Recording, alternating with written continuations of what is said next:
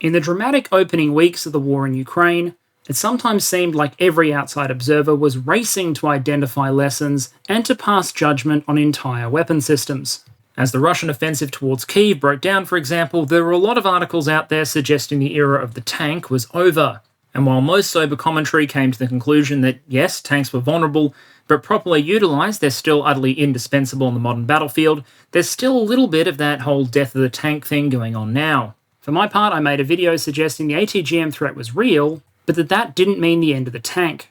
And you could argue the focus on the tank was sort of unfair from the beginning. I've talked before about helicopters and the threats they were facing, but tanks weren't even the most destroyed vehicles on the ground. No, that distinction goes to the more lightly protected infantry fighting vehicles, with the single most destroyed vehicle of the Ukraine war to date being the BMP-2, which Russia is visually confirmed to have lost 686 of at time of recording. And to an extent that makes sense. If heavily armoured tanks were vulnerable, well, what chance did these more lightly armoured vehicles have?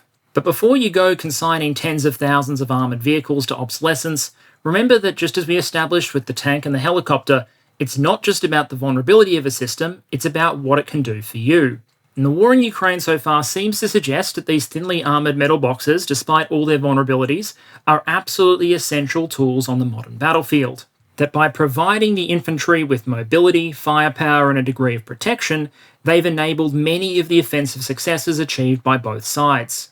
And while it's usually the tanks or the artillery that dominates the headlines, with the recent announcement by the US and Germany that they'd be sending infantry fighting vehicles to Ukraine, these vehicles are finally in the spotlight.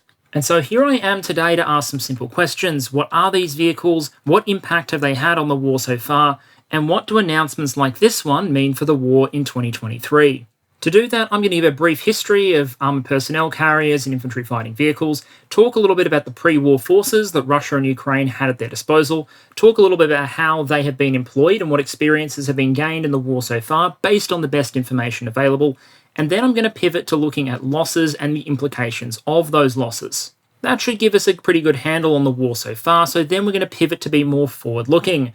What are the opportunities for both sides to secure more of these vehicles? What sort of vehicles are they likely to bring into service, and what impact are they likely to have? But before I jump into the story of the tank's less famous little brother, a word from a returning sponsor. Now, if you follow major international events, you'll understand it's often difficult to find the truth in a complex online media environment that's often dominated by echo chambers. Ground News is a news comparison platform that helps you do just that. It's a combination of an app and a website that allows you to instantly compare coverage of a particular topic across different news outlets from across the world. And as you're browsing, you can see who owns the news outlets that are reporting on the story. Are they independent, owned by private individuals, or are they government funded? Clicking on a story, you can see the Ground News summary and then flick through the various headlines on the issue.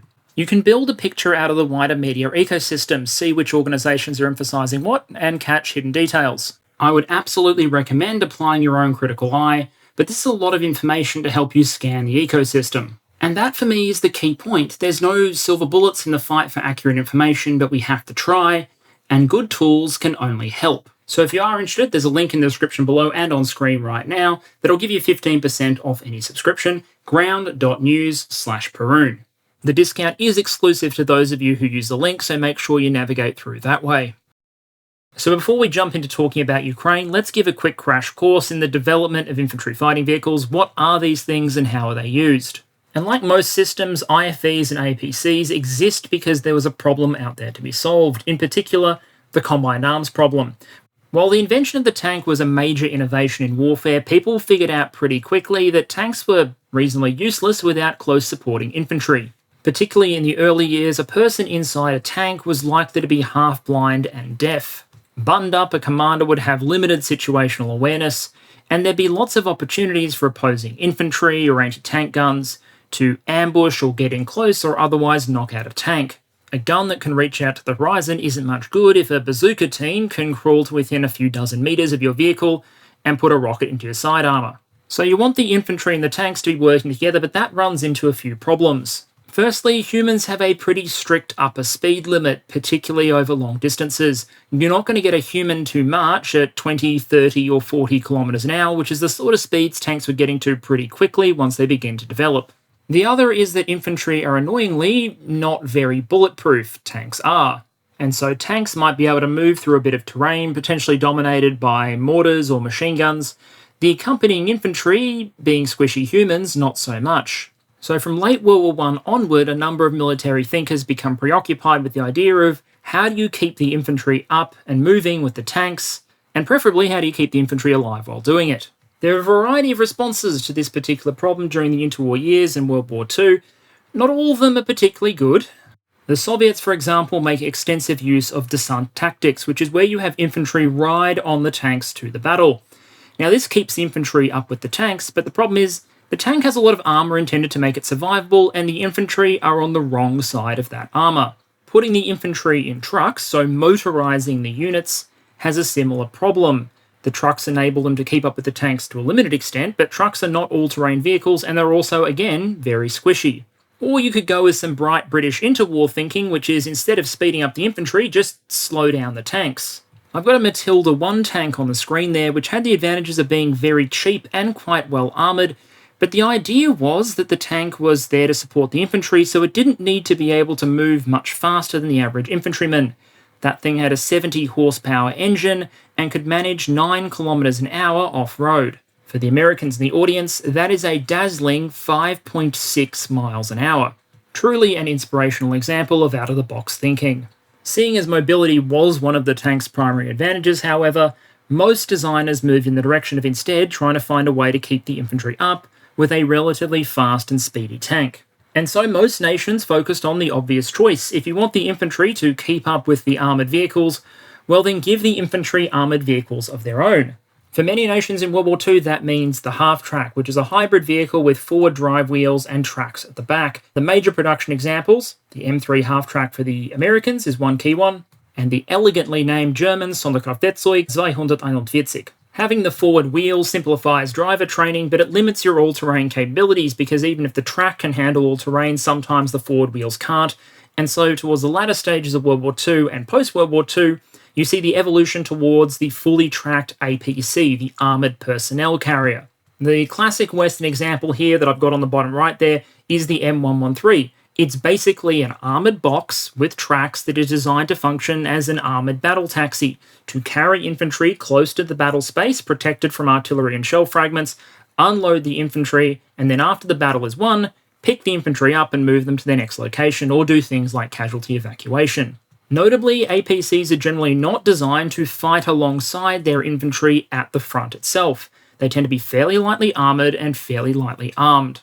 The task of actually supporting the infantry during an assault or a defence, well, it's meant to belong to other vehicles. Or at least that was how it worked until the Soviets asked, why? Why can't we just build a vehicle that can both transport and support the infantry element? The result was an incredibly innovative little vehicle called the BMP-1 that arrived in service in the mid-1960s. This was an armoured personnel carrier in some senses. It carried a troop section of up to 8 passengers. It was mobile, it was fully tracked, it was fully amphibious, but it also carried a 73mm low-pressure gun, an anti-tank missile system, the Sager ATGM, which is 9M14 Malyutka, and a 7.62mm machine gun. This wasn't a battle taxi that would just drop troops off and then retreat. This was a vehicle that would move the infantry into the battle area and then support them once they were there. Now, to be fair, the ideas that went into the BMP didn't come from nowhere. During World War II, the idea of an armoured personnel carrier existed. The Canadians, for example, had the Kangaroo, which is basically a tank chassis with the turret ripped off and infantry hiding inside. Many nations had support vehicles designed to provide close-range fire support to the infantry with low-velocity guns. But the difference with the BMP is now these things were the same vehicle and they were tightly bonded with the infantry section. Now, the BMP-1 wasn't a perfect vehicle. In some ways, it had poor internal ergonomics. The mine protection was pretty terrible. The anti-tank guided missile was hard to reload and use from inside the turret. There were issues with air conditioning in hot environments, namely it didn't have an air conditioning unit. The fuel tank placement was vulnerable. It was in the rear door section. There was very little in the way of sensors, visibility issues, gun depression. The list of issues go on. But at the same time, it was the 1960s. This was something new. It was mobility and firepower on the 1960s nuclear, biological, chemical battlefield, because inside the hull of a BMP-1, infantry could actually expect to have some degree of chance to survive a battlefield even if there were radiation threats from detonating nuclear weapons or chemical and biological weapons deployed in theatre. Plus, if you're trying to change the world, well, quantity does have a quality all of its own. The Soviet leadership were essentially asked when the BMP-1 was invented, how many of these things do you want? They said yes, and the Soviets would produce more than 20,000 of these things. At the time BMP-1 comes around, Western forces really have no equivalent, so there's a scramble, albeit at the speed of conventional military development, to build an equivalent and deploy it in Western forces. For Germany, this is the Marder. For France, it's the AMX-10P. The USA takes a while, a long while, to replace M113 with an infantry fighting vehicle concept, but eventually comes up with the Bradley. The UK has Warrior, and by the time the US has Bradley, the USSR is already on to BMP-2. And while all these designs are unique in their own way, there was a bit of convergence around similar features. A 20 to 30mm autocannon became the primary weapon system, and then the vehicle was always going to be fully tracked, armoured, and designed to carry an infantry section. By the end of the Cold War, most major nations have solidly adopted this infantry fighting vehicle concept. It's worth noting that the hulls used for infantry fighting vehicles and APCs are often used as the base for other designs as well, for specialist vehicles, command vehicles, engineering vehicles, weapons carriers, you name it. Because it doesn't make sense to produce a different version of metal box with tracks and some armor for every given battlefield task. You can just adapt the one you have and have commonality of spare parts and supply lines. I won't be talking about these vehicles too much in this video, but I'd like to note their existence. Development in the IFV and APC space continues even after the end of the Cold War, with new generations of IFVs and APCs entering into service. The US, for example, brings in STRYKER. Other nations have also come up with their own modern designs. Germany has the Puma, Poland is working on the development of Borsuk, and we'll talk about some of these vehicles over the course of the presentation. But that's the concept of the IFV and the APC in a nutshell. The APC is essentially an armoured battlefield taxi, whereas the IFV is able to transport infantry as well, but also supports them when it gets to the battle space. Which brings us to Russia, Ukraine, and their pre-war collection of heavy metal. Now, just as with its tanks and its artillery systems, Russia has a very large collection of IFVs, APCs, armoured reconnaissance vehicles, and everything in between, mostly inherited from the Soviet Union. In 2021, Military Balance estimated the Russian ground forces alone, so not counting the airborne forces or the naval infantry, had 1,700 armoured reconnaissance vehicles, with 1,000 in mothballs, 5,200 IFVs, with 8,500 in deep reserve, and 6,100 APCs, with another 6,000 stored out in the Siberian waste somewhere. Now, for those of you who aren't familiar with the dizzying array of Russian and Soviet armoured vehicles as we go through them, never fear, there is a cheat code. Unlike the Americans, who put M in front of bloody everything, there's a clue in the letter code for each Russian vehicle. For the ones we're talking about today, the usual clue is BTR, means a wheeled transport vehicle of some type. BMP, those are your tracked infantry fighting vehicles. And BMD, well, those are your airborne infantry fighting vehicles. So if you want to take a rough guess at what a vehicle does, just look at that 3-letter code at the start. Certainly a lot easier than the American example, where the following statement, while unusual, would make sense during World War II. An M1 towing an M1 is ambushed by a unit of German infantry, and as a result, the escorting American infantry move to engage. The sergeant's life is saved when shrapnel pings off his M1, so he yells at the squad to fix M1s to their M1s, while they fire on the Germans using M1s, M1s, and M1s. They're confident taking the engagement because if the Germans turn out to have a tank, the squad has an M1 standing by, and if any enemy aircraft appear, well, there is a known battery of M1s nearby. The engagement finally ends when they call over the radio for fire support from nearby M1s. As you can probably imagine, parts are seldom compatible between different M1s. Moving on. Just as with tanks and artillery systems, Russian industry has been able to design some quite modern cutting-edge systems. The Kurganets 25 IFV is to the IFVs what the T-14 Armata is meant to be the Russian tank force, an entirely Russian-built post-Soviet design with a series of modern features. And the Russian media, I've got an article there from TASS in 2015, were constantly telling us that these modern vehicles would be operating alongside modernized versions of old Soviet material. So there are more than 620 BMP-3s of various types in Russian service, and more than 1,100 BTR-82As. Those are essentially late Soviet designs that have undergone a little bit of tweaking and upgrading.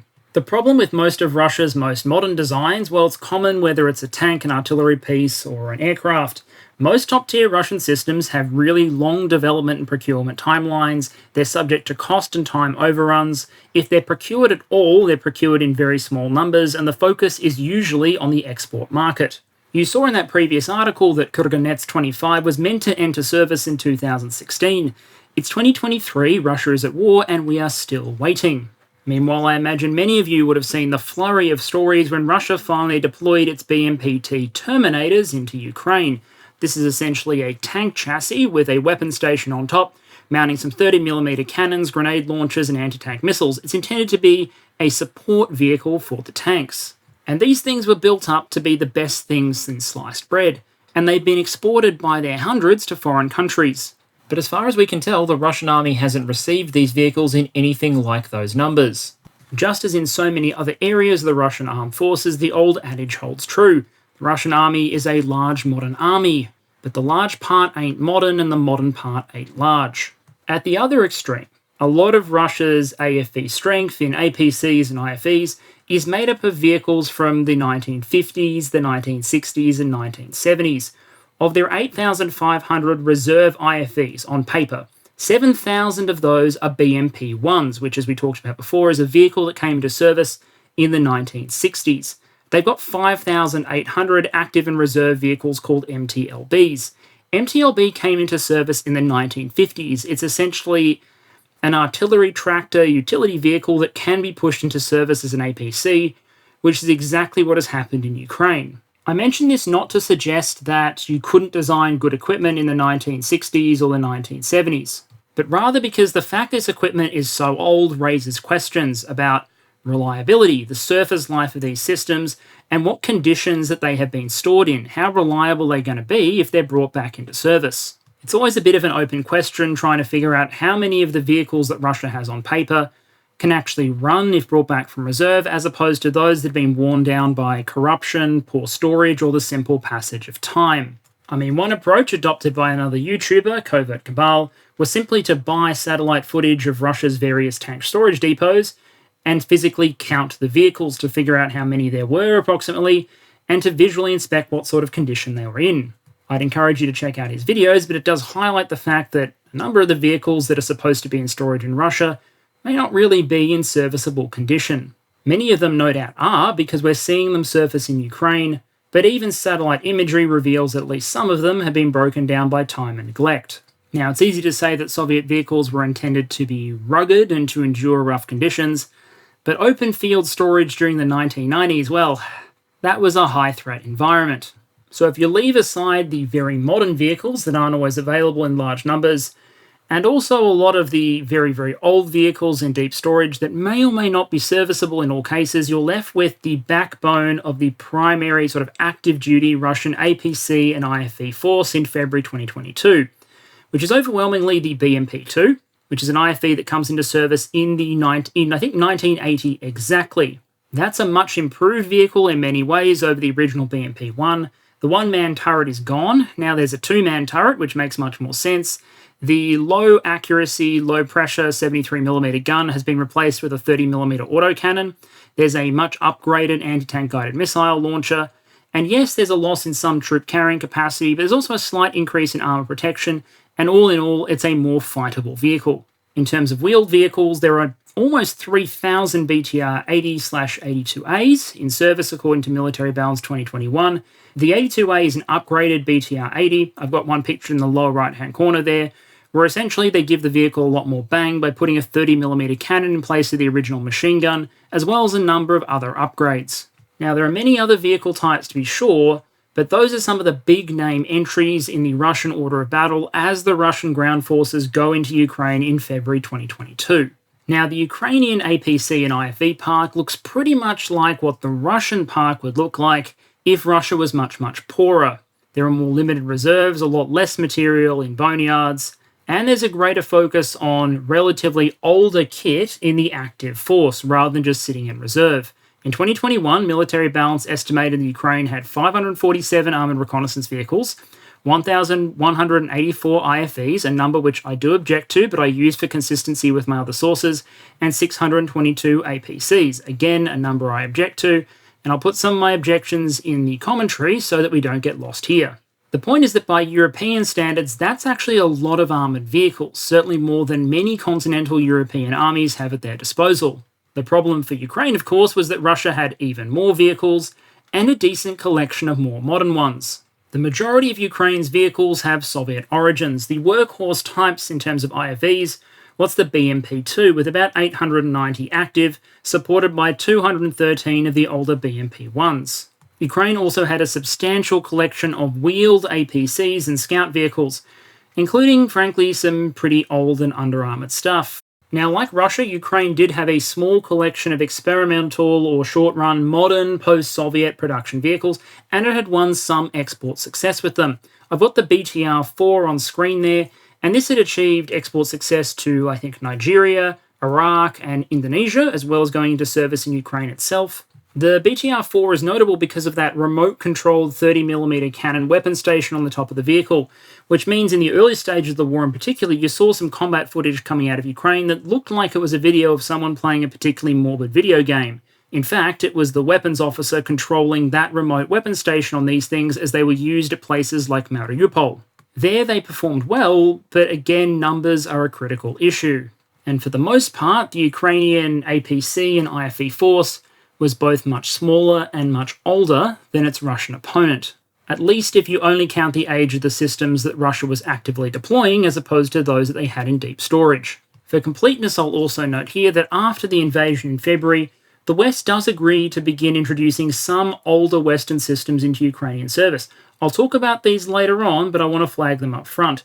Generally speaking, the systems that go during 2022 are older and more lightly armed than many of the vehicles that Ukraine already has in service. Things like M113, which is the famous box with tracks, the FV103 Spartan from the UK, VABs from France, and ACSVs, relatively good vehicles from Canada that went in small numbers in December. There's a longer list, of course, but the key to keep in mind as we talk about the opening year of the war is that most of these vehicles are relatively lightly armed and armoured compared to a lot of what Ukraine already had in service. If you're talking about heavier Western materiel, that's a very recent development.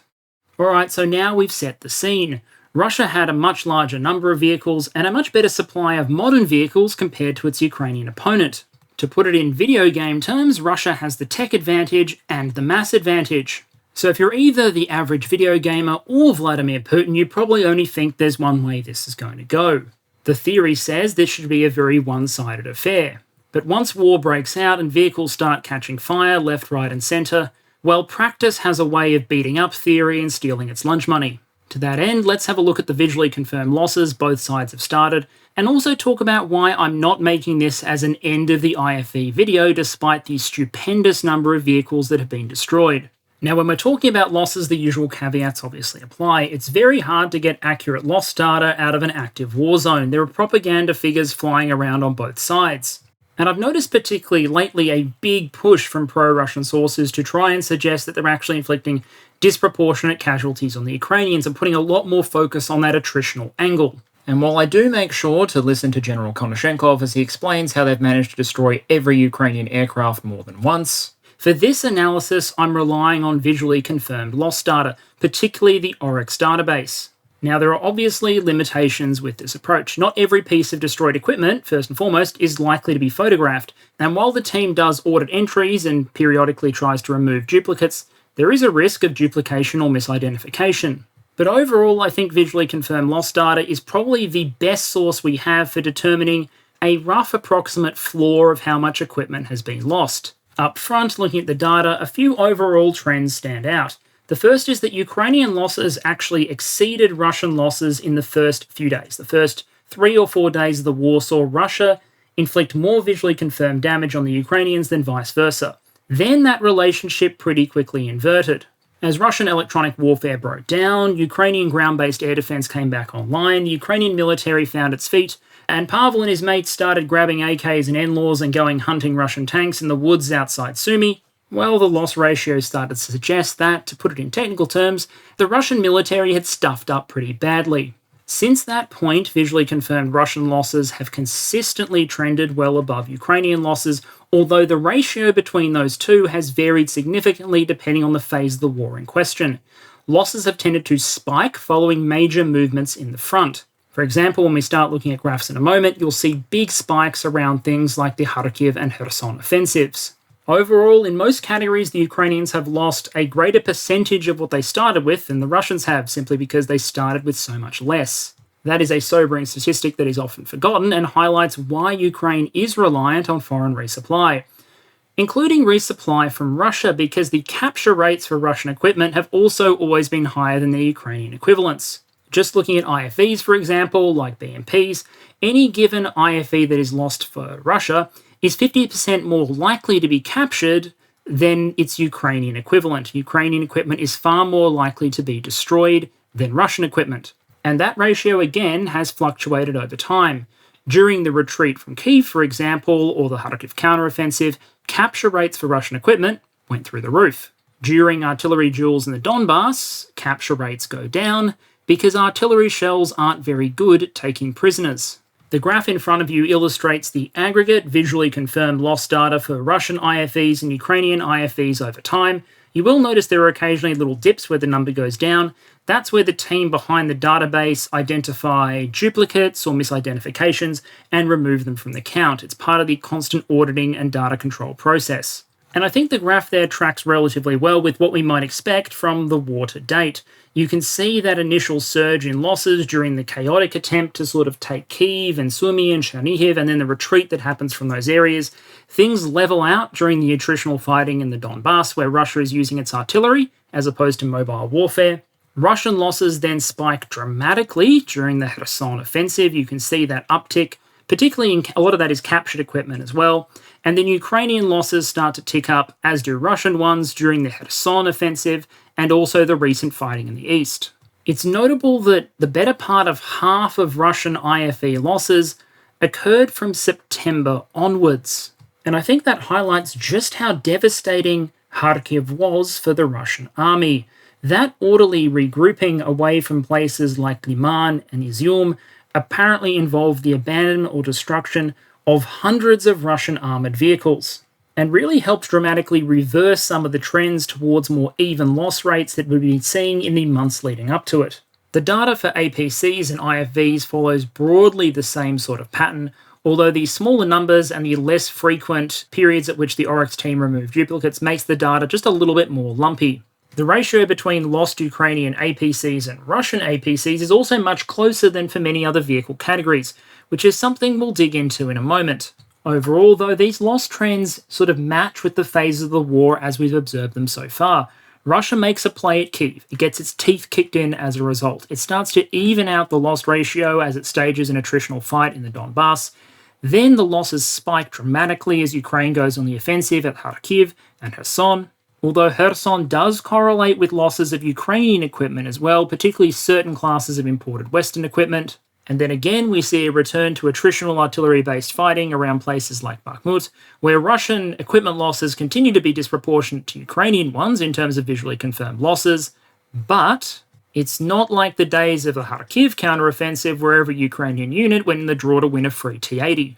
It's also worth noting that while these losses might not be perfect, if you assume that these represent a reliable baseline for the losses of the Russian side, then it becomes almost logically impossible to accept the idea that Ukraine has lost more equipment than the Russians have. If the Ukrainians had lost more IFVs than the Russians had, Ukraine wouldn't have BMP-2s or BMP-1s anymore. And they do. We see them all the time. So with the data available to us, I'm reasonably comfortable suggesting that Russian equipment losses have been disproportionate to Ukrainian ones. What we'll only find out later is how disproportionate. In any case, let's move on from general trends to a little bit more of a deep dive. Looking at Russian losses in detail throws up some pretty interesting patterns. The first is that the loss data, even more than it did in the early stages of the war, actively seems to rebut the idea that Russia has been sending old and crap equipment in first and holding all of its good troops in reserve, because apparently that's something that you would do for 11 months. Instead, losses have generally been disproportionately weighted towards more modern materiel. If you look at Russia's BTRs, for example, 35% of the BTR-82As that they started the war with have become losses, abandoned, captured, damaged, or destroyed, but only 9.7% of the non-upgraded BTR-80s. Looking at BMPs, well, 29% of the much more modern BMP-3s have become losses, compared to only 23% of the BMP-2s. And that's even more interesting because I'm only counting the percentage of the active duty force there. There were no BMP-3s in reserve. There were 1,500 BMP-2s, so the actual number of BMP-2s in service should be even higher, which would make that 23% even lower. There is an anomaly when talking about the BMP-1 specifically for both Ukraine and Russia, but I'll talk about that one in a future slide. I also note that generally speaking, Russian losses tend to trend more heavily towards their tracked platforms as opposed to their wheeled platforms. There's also a huge discrepancy specifically on the point of command vehicles, as ORYX classifies them. Russia is visually confirmed to have lost 221 command stations/vehicles, including 94 of those captured. 74 R149 MA1s, 36 R149 MA3s, and 23 R16605s. These are command, staff, and signals vehicles. The R149s are essentially BTR-80s with someone important and a whole bunch of additional fancy equipment inside. Now, I'll leave it to the audience to figure out what it says that Russia keeps leaving behind or losing its command and communication vehicles. For comparison, the equivalent Ukrainian figure is 8. My point is that even amongst the 8,000 plus units of heavy equipment Russia has lost, that 221 figure really stands out. Ukrainian losses, meanwhile, seem to follow, relatively different patterns. Losses amongst their wheeled systems are generally, in many cases, heavier than among their track systems, and a lot of the times the losses in percentage terms are slanted towards older material rather than the newer stuff. The BMP-2, which was their frontline primary IFV, actually has a relatively low loss rate of 10%, whereas the BDR-2, which practically hasn't appeared on the Russian side's loss data, it's old, lightly armed and lightly armoured, well, 24% of the Ukrainian stock is now accounted for lost. The place where that relationship between new and old doesn't hold, however, is in their very latest wheeled heavy systems, things like BTR-4.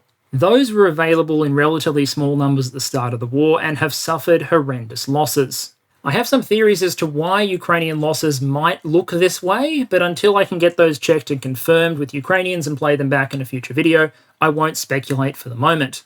The point is that, as a general rule, the Ukrainian loss profile, even accounting for the difference in numbers, looks very different to the Russian one, which makes it very hard to just come out and suggest something like BMP-2 is a hopelessly vulnerable vehicle, because it's one of the most destroyed vehicles on the Russian side and one of the least destroyed on the Ukrainian side. So feel free to make a joke about it not mattering so much how heavily armoured it is, but rather how you use it, while also noting that it's clear the Russian Ministry of Defense has hired some sort of supernatural agent to curse everything in Ukraine that runs on wheels. It could be pointed out that a lot of these wheeled vehicles are not particularly heavily armoured, but an anti-tank guided missile is going to whack you whether you're a BMP or a BTR.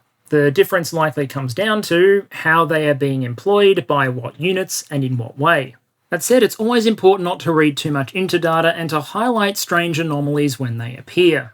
Generally speaking, if you're interpreting data and you see something a bit weird, you should probably interrogate it a little bit before jumping to conclusions, and I thought I'd give you a couple of examples of oddities in the data now. For example, I could very easily conclude that every army in the world needs to get rid of its BMP-1s right now before they all spontaneously combust and kill their crews. And to be fair, that may be true to some extent. It's a vehicle from the 1960s, and the last time I climbed inside one, I was in civvies being driven around in the thing, and I could not imagine being taken onto a battlefield in full kit in the cramped interior of that thing. Especially knowing that the bloody bulge to one side of me was the fuel tank. And the lost data in Ukraine seems to suggest maybe there's something wrong with the good old BMP-1. Russia has lost 57% of its active force of BMP-1s. On paper, Ukraine has actually managed to go further and lose all of its active BMPs more than once.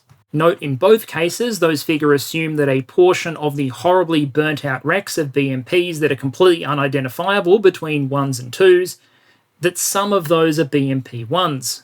So now, yes, the BMP-1 is not a fantastic vehicle, but 115% losses is a pretty impressive feat.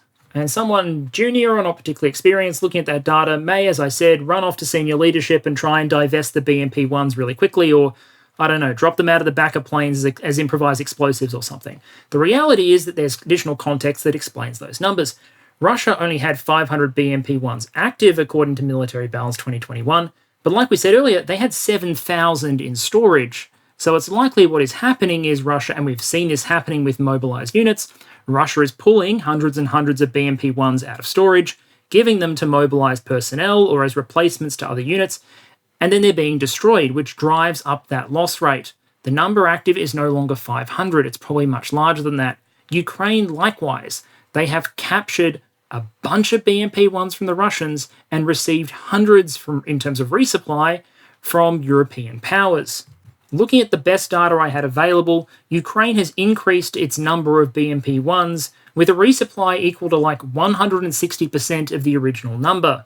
Ukraine started the war with around 200 BMP-1s and have received more than 300 in terms of captures and resupply. So it's not so much that all of the BMPs have been destroyed more than once, it's that some unfortunate vehicles were captured from the Russians only to be destroyed by their former masters. I bring this up less as a statement about the future of the IFV or the APC and more as a warning of the sort of traps that exist in data analysis. And that's a nice segue into dealing with 3 common misconceptions around the lost data when it comes to IFVs and APCs, but also the lost data in general. The first is the trap of saying either that Russia is running out of equipment and has nothing left, and on the other side that Russia has infinite equipment. The second is just because Ukraine is asking for a lot more equipment from their Western backers, that means the lost data must be wrong. Ukraine must have secretly lost all of their armoured vehicles and desperately be trying to reconstitute. I'll deal with those 2 arguments later on. The one I can quickly deal with now is the idea that Ukraine has captured so many systems from the Russians that it clearly has more equipment now than before the war began. I did do a video on that topic, which I'll link in the description, but a quick refresher while I've got the data in front of me.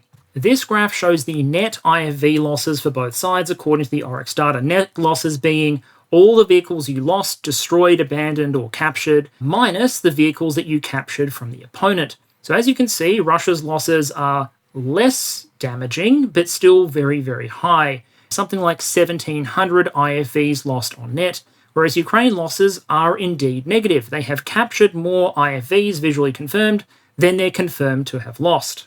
The problem I have with this is both that lost data may be understated, so they may have lost more than is suggested here, but secondly, you can't assume that every piece of captured equipment is in good enough condition that it can be restored to service easily or quickly, or even at all.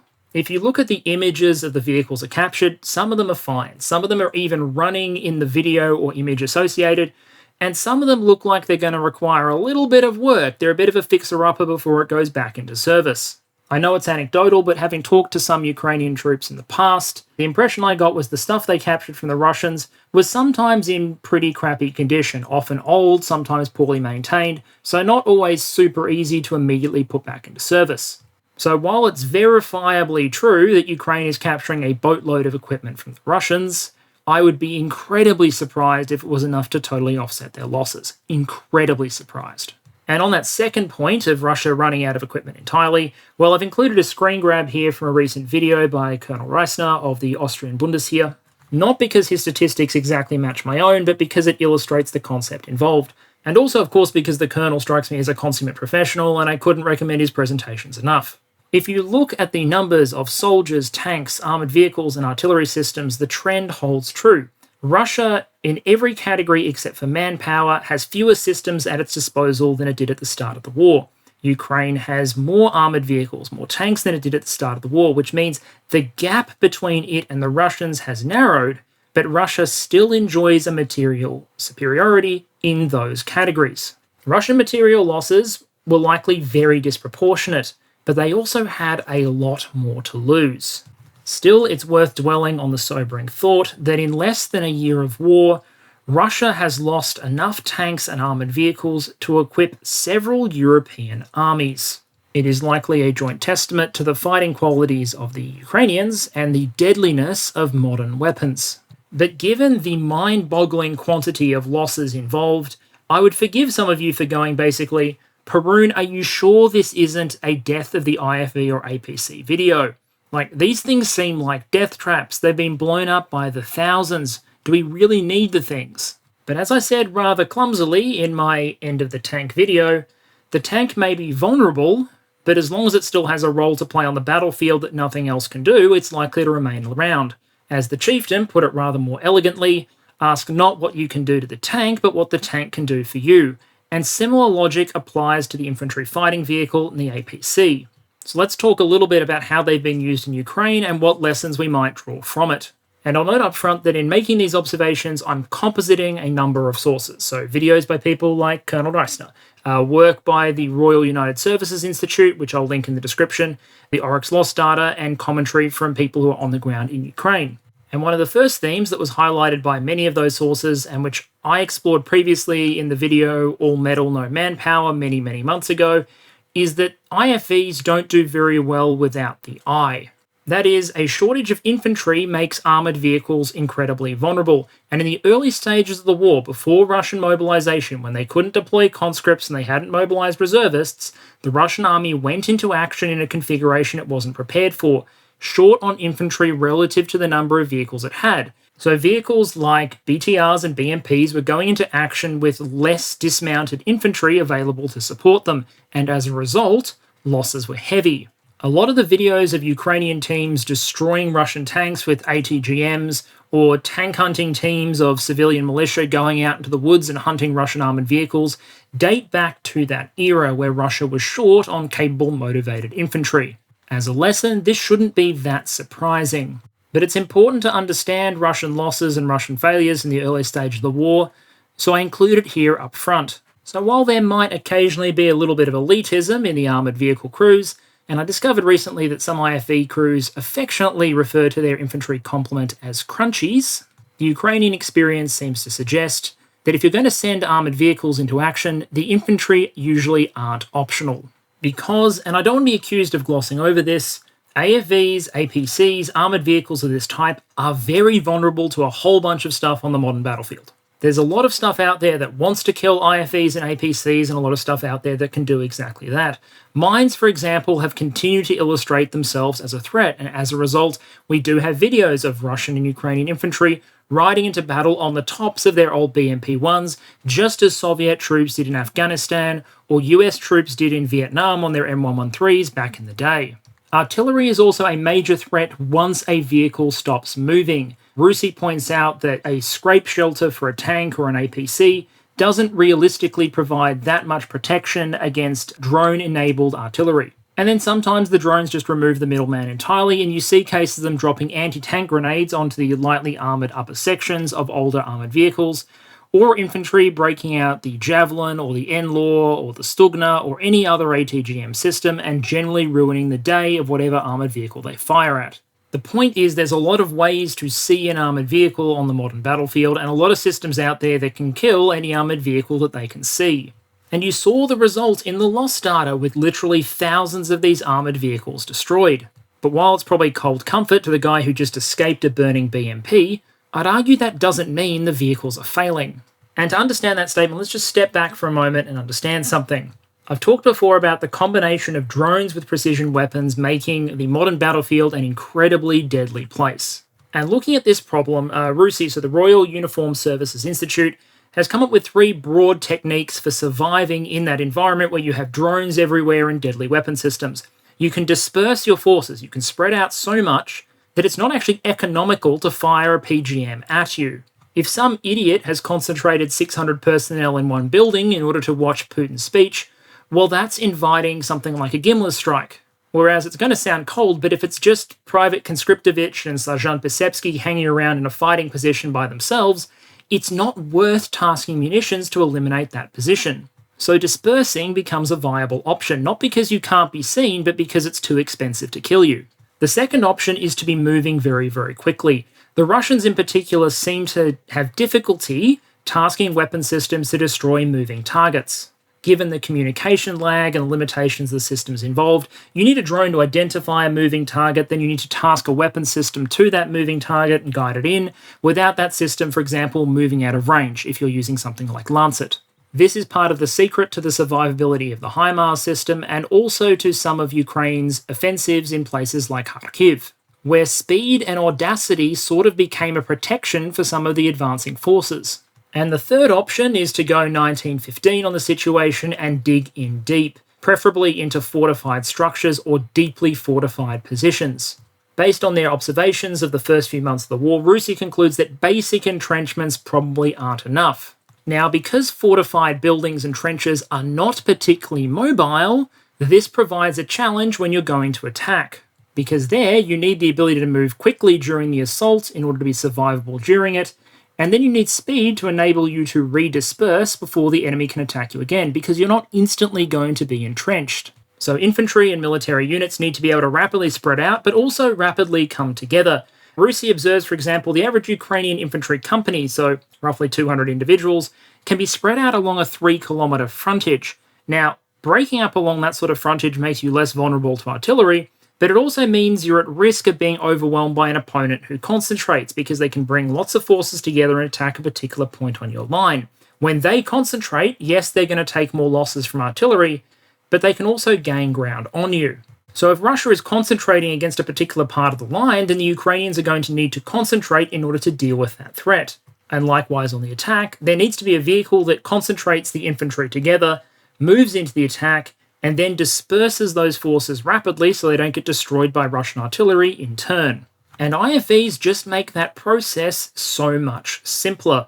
The mobility of the vehicle, compared to moving on foot or vehicles that don't have all-terrain capability, lets you concentrate your forces quicker. The armor on the vehicle means that as you're moving, unless there's a direct hit, you're less likely to suffer major casualties from enemy shelling during that concentration and assault process. The big guns sitting on your IFV, whether that be a 30mm or otherwise, that extra firepower is going to help you achieve a breakthrough through whatever position you're targeting. A platoon of BMP-2s adds 4 30mm cannons to the infantry group that is trying to make a breakthrough. And that's a lot of extra bang to have on hand. Because you've then made the breakthrough more quickly, because you had more firepower, mobility, and armor, you've got more time to disperse or dig in before the opposing side can get their act together and start shelling you. And you can use that time and the mobility afforded by your IFVs to redisperse your infantry in their newly taken positions so that you don't get destroyed by enemy fires in response. The quote there from the Rusi report is, if the period of concentration is sufficiently short and the target is sufficiently mobile, it's difficult for the enemy to bring effective fires to bear on the right location. An IFV is one of the tools that makes that rapid concentration and mobility possible. And it's why when IFVs and APCs are in short supply, you'll see Ukrainians using units like MRAPs and Humvees for want of anything else, because the speed of concentration and speed of the assault affords a degree of survivability over, for example, doing an assault on foot. So yes, IFVs and APCs are likely to and have lost a lot of vehicles doing these sort of attack and defense operations. But until someone comes up with a better way of doing them, they're likely to remain a critical tool. Ask not what Javelin can do to the BMP, because that's not pretty and not worth dwelling on. Instead, ask what would the infantry do if the BMP wasn't there. And maybe you'd be forgiven for thinking that that usefulness is only applicable to mobile warfare. If you're talking about trenches, if you're talking about Bakhmut and static fighting, then surely the AFV, the IFV, then they're just death traps, right? Well, I put this question to some who have been fighting in Ukraine, and their argument is that even in static fighting, armoured vehicles for them still have a very key role.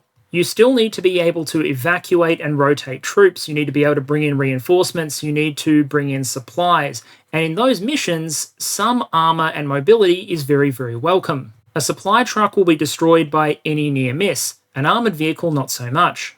And particularly notable here is the fact that America has sent a reasonably large number of M113 ambulances, specifically for this sort of armoured casualty evacuation work. Fire support is apparently also still a very much desired feature, and no unit is going to say no to having more organic integrated 30mm cannons available to it. But for me, one of the biggest points in favour of the IFV and APC is, despite the very large losses, both sides seem to always be asking for more of them. In recent footage of Wagner troops talking about how hard it is to take Bakhmut, What do they ask for? They ask for more BMP-3s and more 100mm shells. When Zaluzhny outlines what he thinks the Ukrainian military needs in order to enable its next offensives, he asks for 300 tanks and 700 IFVs. And in Russia, industry is being pushed to accelerate production. The people making these calls know how many of these vehicles are being lost and are asking for more regardless. I think it's safe to work under the assumption that they know what they're doing, and that despite their vulnerability, these vehicles are in fact vital. So looking at Russian sources, Ukrainian sources, and foreign sources observing the conflict, it seems that yes, most armoured fighting vehicles, including IFVs and APCs, are definitely vulnerable on the modern battlefield. They need infantry cooperation to protect them, or they are even more vulnerable. But their role is absolutely essential. Losses are part of peer warfare, and without the sensors, the weapon systems, the mobility, and the armour that these vehicles provide, mobile, offensive, and defensive operations would just be that much harder. So if these vehicles are both vital and also extremely vulnerable, what is the plan that both sides have for replenishing their stocks in 2023? Because both sides are going to clearly need additional vehicles in 2023 to build up their frontline strength for a variety of reasons. You need to make up for combat losses, the vehicles that have exploded, for instance. These are no longer particularly useful in combat and should be replaced by unexploded vehicles. There's also non-combat attrition to account for. Equipment isn't just lost because it's destroyed by the enemy, it's lost because machinery wears out. I've repeatedly heard that as rugged as these Soviet designs are meant to be, a lot of this stuff is many, many decades old, so very prone to breakdown and wearing out. And there's no accounting for stupidity either. If someone drives something off a bridge and into a river, for example, well, the vehicle is gone. And then finally, the big reason is to enable both sides to build up new units. Both sides have now undergone mobilizations. Their armies are now much larger than they were at the start of the war, and those new units preferably need armoured vehicles. This is why I always get confused by the argument of people asking, why is Ukraine asking for more materiel? What happened to all the previous materiel they were given? And one of the answers obviously is, they have all this additional manpower and they would very much like to be able to equip those units with something more than AKs and RPG-7s. If you're talking about where Russia will get its additional IFVs and APCs from, there are two primary sources of resupply. There's new production, so stuff fresh from the factories, and there's the restoration of the stuff that is in deep storage. And looking at the questions around new production is actually really interesting. The big producer of IFVs in Russia is Korgamashzavod, KMZ, and they don't actually produce that many brand new vehicles every year. They upgrade a lot of vehicles, but they don't produce that many brand new ones. The last run of BMP-2, if we're talking about BMPs, was in 2005, 2006 roughly, and BMP-3 production is ongoing, but that maxed out at about 250 per year, and in most years was actually lower than that, for both domestic market and for export. And there was recently a very public debate that ran in TASS, where the executive director of KMZ said that the company had been asked to consider reconstituting production of BMP-2 rather than focusing on BMP-3, and the company pushed back and said, well, we have a production line for BMP-3, it would be much less expensive to focus on just producing as many BMP-3s as possible. Now that's interesting for two reasons. Firstly, why are they being asked, hey, can you restart production of BMP-2 rather than just scaling BMP-3 as far as it'll possibly go? And secondly, because it suggests there might be serious barriers to Russia in terms of restarting or expanding its production of new-built vehicles as opposed to just repairing and refurbishing old ones. Even assuming a significant production on the lines as they stand, that's nowhere near enough to make up for the losses that have been suffered over the last 11 months, which means an increasing focus on vehicles pulled out of storage, and we'll talk more about the implications of that in a moment. But say it all together, Russia is not the Soviet Union, and their ability to produce 2,000 IFVs a month is long in the past. Looking at the Ukrainian side, there's not much in the way of domestic new production, so their focus is on Western resupply. And if you look at what they received in 2022, it's thousands of vehicles, but it's mostly very light stuff that falls into a couple of categories. About half that number were infantry mobility vehicles, so Humvees from the United States. And then about 1,000 of them, so that's a lot of the balance, were MRAPs, mine-resistant, ambush-protected vehicles. Now, with the wars in Iraq and Afghanistan over, and with America looking to replace a lot of its Humvees with Joint Light Tactical Vehicles, a lot of those vehicles are just surplus, and they help make up numbers, but they're not exactly long on firepower or armoured protection. In terms of IFVs, the overwhelming majority of vehicles that were sent in 2022 were different versions or permutations of the BMP-1, vehicles so similar that I included them in my BMP-1 loss statistics. Now, upgrade packages or not, that's still a vehicle from the 1960s. And then when you look at the APC category, most of them were M113s, which is the middle Cold War lightly armoured box with tracks. Not much in the way of firepower, not much in the way of survivability, and not always great on Ukrainian terrain. In other words, there's a lot of leftovers in this collection, and not very much that would be willing to go up against even a BMP-2.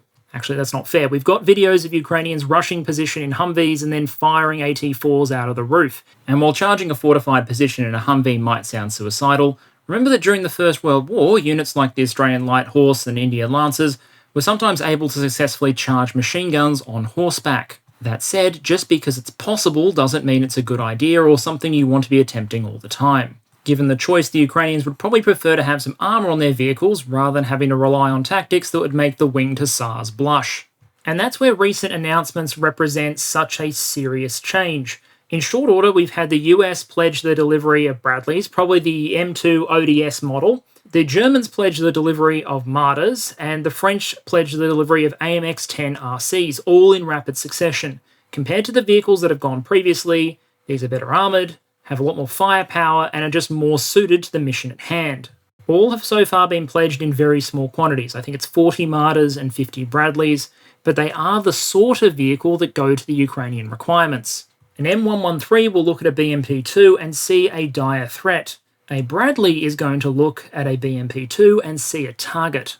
And because I'm sure there'll be some interest in knowing whether or not the West generally has enough good quality IFVs to meet Ukraine's stated need, which is for 700 modern Western IFVs, I thought about doing a detailed study on this the same way I did for artillery ammunition, then I decided it was a waste of time. Unlike with artillery shells, the answer here is less ambiguous. The vehicles exist. But again, the question is political and who's willing to give up what. If we talk just about the United States, I'm not perfectly comfortable with military balances figures here, but they estimate about 2,800 Bradleys in storage, both M2s and M3s, many of which will be older versions, but I doubt Ukraine cares. The STRYKER mobile gun system is being retired entirely, so those vehicles are available, and if you look at Europe, there are a variety of Marders and AMX-10s available if required.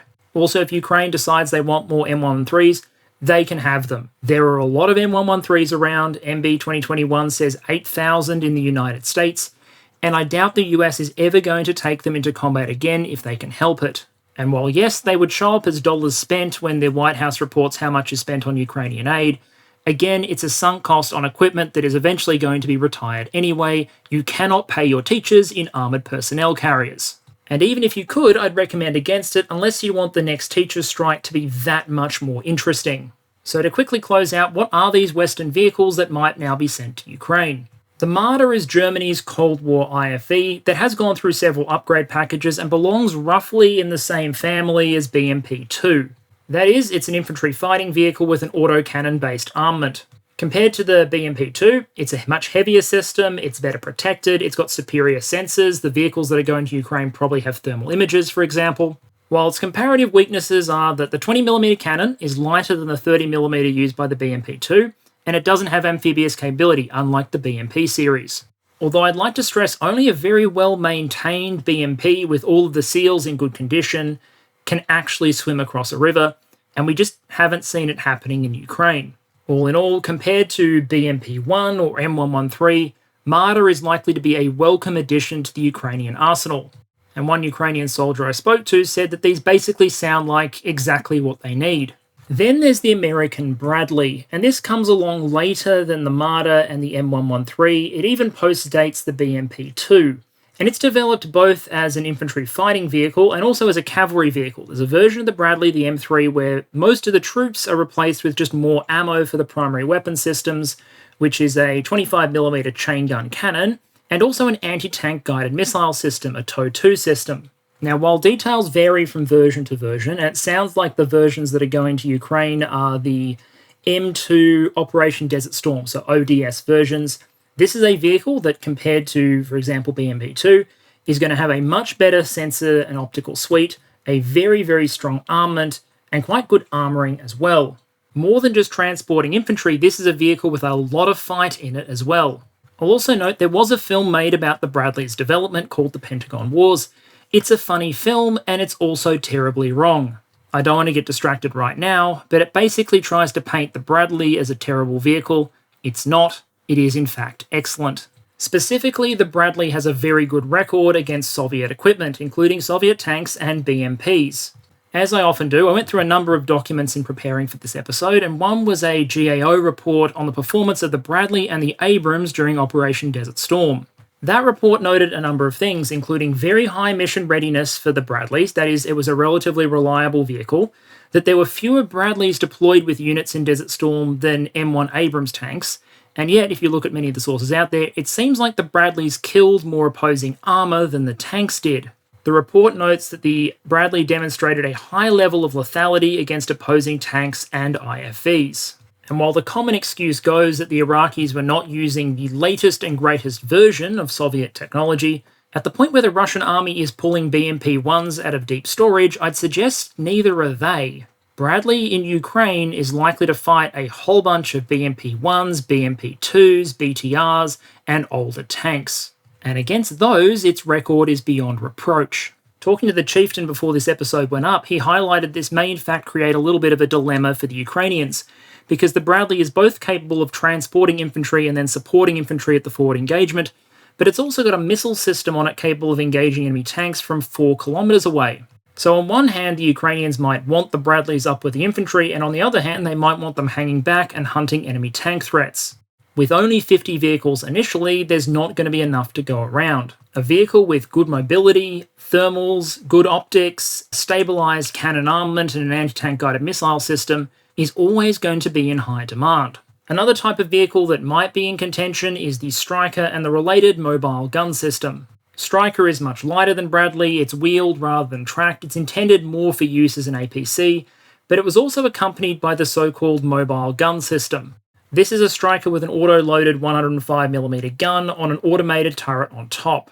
Those vehicles have been divested, the US Army doesn't want them anymore, so perhaps they may find their way to Ukraine to see out their final days.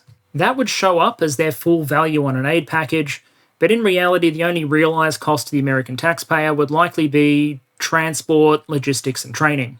And in terms of how Russia is likely to respond to these announcements and the delivery of IFVs and eventually the delivery of Western MBTs, well, I think by now we've identified something of a pattern. You can call this bias if you want, but in reality, I just think it's an observed pattern of behaviour. And if you don't believe me, look back at any system, whether it be HIMARS, M777, or any new weapon system that's been introduced into Ukraine. In Phase 1, Russian media makes very clear that the provision of this system would be a gross escalation of the conflict that would be totally unacceptable, that would be a danger to all involved. You might have Medvedev standing up and saying they might strike these targets as priorities as soon as they're supplied. You'll have individuals on state media threatening potential nuclear attacks on the countries that are supplying them. Recently, for example, you had people on state media and Russian TV talking about whether there should be nuclear strikes on France if they actually supply the AMX-10RC. Once it becomes clear a system will be delivered, they begin arguing that the system is trash and doesn't matter. This has already started with the Bradley, where TASS recently ran an article wherein a so-called expert basically argues that the Bradley is going to be useless in Ukraine because it's too heavy for the terrain involved. Also, apparently it's a problem that the Bradley isn't very good at swimming rivers, which is funny because from what we've seen so far, even amphibious Russian BMPs are not particularly good at swimming rivers, unless they have been very carefully maintained and prepared to do exactly that. The final stage is to just claim that all of the systems brought into the country were destroyed. That new Slovakian S-300, that was claimed destroyed soon after it was supplied. HIMARS, well, they've all been destroyed by now. M777 artillery pieces, yep, most of those are claimed destroyed. And despite not even being in the country yet, Konashenkov assures me that they have already destroyed 4 Bradleys in September. That is not a joke. I will link the video, and it is yet another example of why I don't think you should base serious analysis on Russian MOD kill claims. Unless, of course, you believe American equipment is endowed with the magical ability to reconstitute itself after destruction and carry on the fight with a zombie crew. So once these vehicles start arriving in Ukraine in earnest, what happens next? The first thing to say is that new systems on both sides, including Western IFVs like Marder and Bradley, will be destroyed and lost in significant numbers. These systems are not invulnerable, they're relatively lightly armoured and the battlefield is full of things that will kill them, so they will be killed and more will be required. There will be significant political and logistical effort required in order to keep up with those losses and keep building up the Ukrainian forces on one hand, and on the Russian side, mobilizing industry and the restoration of old vehicles to again make up for losses and to generate new units. For the Ukrainians, the arrival of systems like Bradley will be useful across the board, but most critical in enabling them to undertake offensive actions. Modern tanks, modern IFVs, good ground-based air defences and enough artillery ammunition are the components that will go into enabling Ukrainian offensive actions, or at least some of the most critical.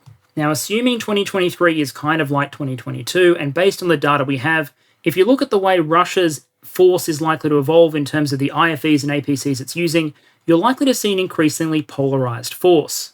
Most of their active duty equipment, things like BMP-2s, those things weren't in active production, but there's also not an infinite supply of them in storage. So the two sources of resupply are going to be increasingly older material like BMP-1 and MTLB pulled out of storage on one hand, and new built things like BMP-3 on the other. Which means if the war goes on over a sufficiently large period, you're going to see an increasing divide between Russian have and have-not units. Those that get T-90 tanks and BMP-3s fresh from the production line, and those that get junk from the 1960s and 70s pulled out of the graveyard. When people talk about the death of the middle class in Russia, I'm not sure this is what they had in mind. Depending on what technology Ukraine receives, that opens up an opportunity for Ukraine to achieve a technological overmatch against at least part of the Russian force, but again, only if attrition continues. There's still an awful lot of BMP-2s out there yet. So far as Ukraine goes, well, there are a lot of options on the table, and most of them come down to political will in the West. In the absence of further shipments, you'll see a devolving force where Ukraine is forced to rely more on infantry and light vehicles to make up for an absence of armour. If the West provides just enough to allow Ukraine to limp by, you'll see a Ukrainian military that looks mostly like what it did in 2022. And if the West steps up and provides IFVs in the numbers the Ukrainians are asking for, well, then you see an evolving force that is able to deploy new tools and a technological advantage to gain an advantage over its opponent, all else being equal. I know it must sound like a broken record by this point, but the challenge is primarily political and to a lesser extent logistical. There's a lot of equipment there if the West wants to provide it. So in summary, casualties for IFVs and APCs, the metal boxes of both sides have been very heavy in the war to date, and the vulnerabilities to various threats, be they ATGMs, artillery, mines, all those threats and vulnerabilities are very, very real. But it's become clear these vehicles are critical enablers at the tactical and operational level. Russia, for its part, likely retains a very large supply of vehicles, but the quality of that force will polarize over time as new builds are high quality and vehicles pulled out from storage are increasingly old and decrepit. On the Ukrainian side, the West possesses enough vehicles to make a significant difference to Ukraine's capabilities in terms of the provision of IFVs in particular, but political and logistical issues very much remain. And while many of the vehicles that get sent are likely to be destroyed eventually, I'm sure the Ukrainian crunchies everywhere will be very appreciative for the work they do before they go. Alright, quick channel update to close out. This video took quite a while to bring together, as you can probably imagine, because it combines lost data analysis with interviews of those in Ukraine, review of documents going all the way back to Desert Storm and the Soviet war in Afghanistan. There was quite a lot to bring together, so I hope it was appreciated. Certainly, I think I must be doing something right because the growth of channel subscribers continues to be dramatic, and I cannot thank you all enough. I've enjoyed having a little bit of a break, although there has been a lot going on. My hope is that will change in the near future, and I'd like to move on to doing more support work for the channel, with the first goal being to clear a Patreon message and email backlog that goes back to late 2022. If you have contacted me, I thank you for your patience. I will get to you when I can. Thank you all for your continuous and ongoing support, and I will see you all again next week.